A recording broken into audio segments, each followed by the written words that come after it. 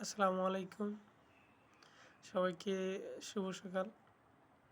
আজকে মহান আন্তর্জাতিক মাতৃভাষা দিবস ২১শে ফেব্রুয়ারি।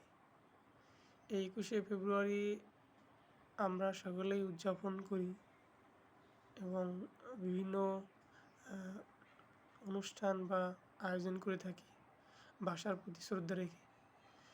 আমরা এই ভাষার প্রতি খুবই শ্রদ্ধা রাখি এবং এই ভাষাটাকে আঁকড়ে ধরে বাঁচতে চাই।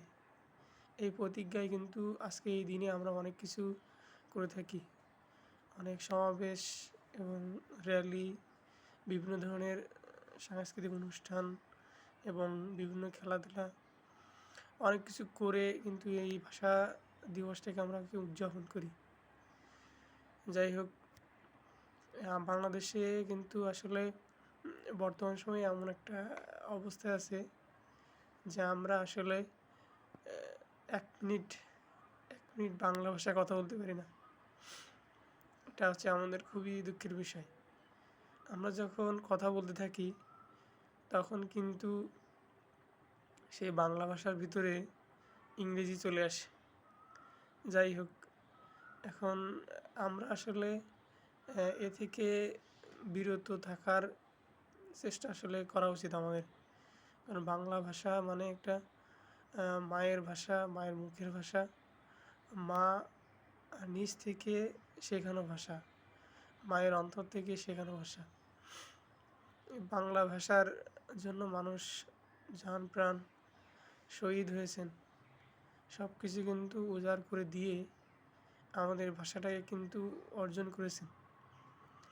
যারা শহীদ হয়েছেন তারাও কিন্তু আসলে তাদের জীবন ত্যাগ করে এই ভাষাটাকে রক্ষা করার জন্য কিন্তু অনেক চেষ্টা সংগ্রাম করে গেছেন। তো তাদের দিকে তাকিয়েও আমরা কিন্তু আসলে আমাদের এই ভাষাটাকে আমরা আঁকড়ে ধরে নিজের মতো, নিজের মন মতো বাঁচতে চাই। এই ভাষাটাকে আমরা নিজের মন মতো করতে চাই। আমরা আসলে ইংরেজি শব্দ ব্যবহার না করে বাংলা সবসময় বলার চেষ্টা করা ভালো।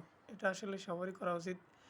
যাক, আমরা এখন এমন একটা পর্যায়ে আসছি যে ১ মিনিট যদি বাংলা ভাষায় কথা বলতে চাই, ওর ভিতরে ২-৩টা বা ৫টা-৭টা আ ইংরেজি ভাষা চলে আসে। এটা খুবই একটা মারাত্মক বিষয়।